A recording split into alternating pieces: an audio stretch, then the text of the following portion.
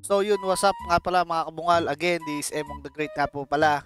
Again, maraming nagtatanong sa atin at maraming nagpi-PM sa page. At syempre of course may mga bago rin tayo sa guild natin na nagtatanong paano ba laruin ang RF online. So tara, turuan ko kayo. Let's go! So yun, what's up guys? Ito ulit, nagbabalik tayo, Emong the Great. And again, nandito na tayo sa game which is ito guys, yung nilalaro natin ngayon, RF Aegis or Rising Force Aegis mga kaibigan, mga kabungal. So again, ito at papakita ko sa inyo paano maglaro dito lang sa RF Aegis. And yun guys, para makapag-move kayo, I mean para gumalaw yung character nyo in game. So kailangan nyo lang pindutin is WASD. So ayan. And then para mag-turn naman kayo. Ayan guys, oh, ganyan oh, nakita nyo. Yan. Pero syempre, bago nyo siya paggalaw ng keyboard ng WASD guys, kailangan nyo lang pindutin. May lumabas dyan guys. Ayan, kuwari naka-mouse mode. Ayan, makikita nyo sa gitna, mouse mode. And then, keyboard mode. Ayan guys. Yan. So, pag keyboard mode, ibig sabihin, yan, tsaka na kayo makagamit ng keyboard mode nyo para gumalaw yung character nyo, which is yung WASD. Okay? So, dapat naka-keyboard mode po yan. Ayan, para gumalaw po. Kasi pag mouse mode, hindi nyo po WASD yan. Yan, katulad yan, no? Hindi na WASD ko, hindi siya gumagalaw. So, ang mangyayari, kailangan nyo siya i-keyboard mode para gumalaw yung character nyo. Okay? So, tapos na tayo dyan. Then, para mag-click naman kayo ng monster or player, napapatayin nyo or i-skillan nyo, ayan, simple as left click lang mga boss. Ayan. Simple as left click and then, kung anong class na merong skill kayo or kung anong skill lang meron kayo, ayan. I-click nyo lang left click, ayan, left click. Kailangan syempre i-click nyo. And then, skillan nyo. For example, ito. Ganyan. Okay? Yan. A few moments later.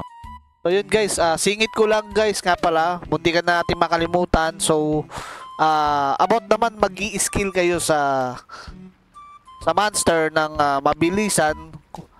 Pagkalagay nyo ng mga skill nyo dito lang sa skill bar nyo, ang pipindutin nyo lang pag naka-keyboard mode kayo, I mean, pagka naka-function key kayo, pag function key kasi, mga boss, ayan, nakita nyo sa gitna, pag function key, ibig sabihin, ang pipindutin mo is F1 to F10. So, pag number key naman, pag nakalagay dyan, number key, pipindutin nyo 1 to 0. So, paano ba at ano ba pipindutin para maging function key at saka number key? So, sa taas lang po ng enter yun. Yung sa taas lang po ng enter, yung may pa-slash po siya or paano bang doon. Basta ganun taas po ng enter. Yun lang po pipindutin nyo. Ayan o, function key. Pag function key po kayo, nasanay po kayo sa function key, F1 to F10 po. Ayan. Ayan o, pipindutin natin F1. Ayan, F2. Ayan. Tapos pagka number key naman po, ayan, nakalagay number key. Ito, number 3. Ayan. Number 3. Then number 4. Yun lamang po. At ayun, pagpatuloy natin, let's go. Ganyan. Yan. Click. Yan. Ganyan.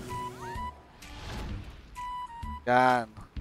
So, ayun. Para nga, then tapos na tayo dyan. Para naman mag-turn naman yung camera view nyo. Like yung left, right, ganyan, yan. Simple as ano lang. Hold nyo lang yung right click. Yan.